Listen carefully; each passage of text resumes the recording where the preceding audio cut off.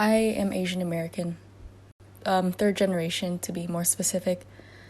My grandparents immigrated from China and Taiwan when they were young adults, and after living and moving around all over the country, they finally settled down in California, mainly because of how much more diverse they imagined it would be.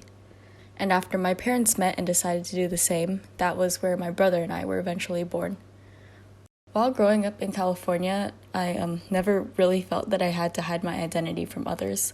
In fact, it was easier for me, for everyone around me even, actually, to proudly embrace our cultures and let everyone know how in touch we were with our roots. But this was so much so that I, a third gen among mostly first and second gen Asian Americans, found myself falling behind as I got older. So, needless to say, this has been an issue that I've grappled with for most of my life, and one that I've decided to stop waiting around to confront.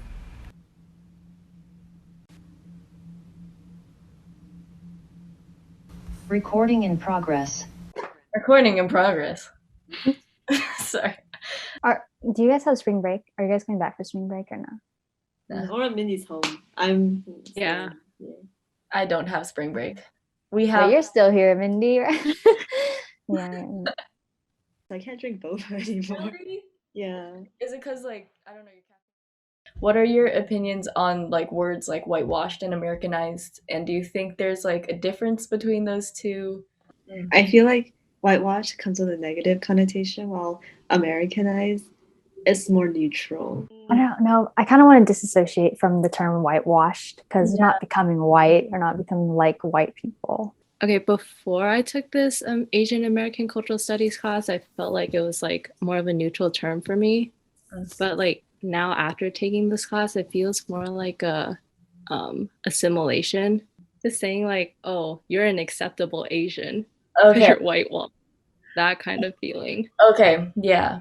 I think instead of whitewashed, I would prefer to say I'm not as traditional as my parents or grandparents.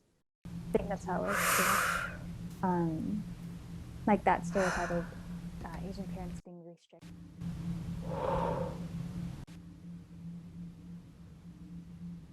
Our attitude towards the second generation and third generation is different. To me, I don't know. I don't think white gong feels anything. But to me, I think it's okay because your life is in this country. Your parents, your mom and dad doesn't speak, that much Chinese, language, right? So it's tough for them to force you guys to learn Chinese. But for you guys, then you have to be very much on your own if you're really willing to learn.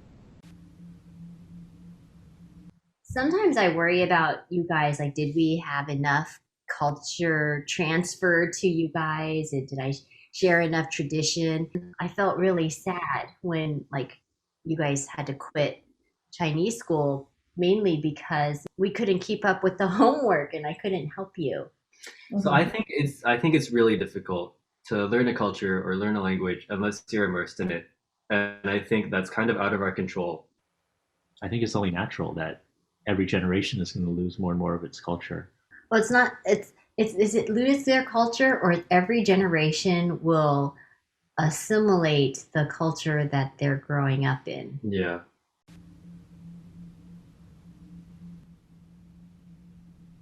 Alyssa, did you want to stop recording?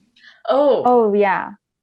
Yeah, just really quickly, Joyce. I remember one time at lunch, I think it was just you, me, and Adrian, and you were showing him something on Twitter that was in Chinese, and then I asked if I could see it, and then you said, I don't know if you can read it because you're you're whitewashed or something like that. So I was just, do you remember saying that? No, but I would yell at myself if I were there. Just I'm so sorry. Oh, it's okay. I profusely apologize. It's all good. Yeah, I was just wondering if you remembered, and if I could get your opinions on what you were thinking at the time. Dude, I'm gonna cry. No. Don't cry. It's okay. No, Joyce. You cry. I'm gonna start crying. Oh my god. Okay. Anyway, I'm gonna stop recording. Recording stopped.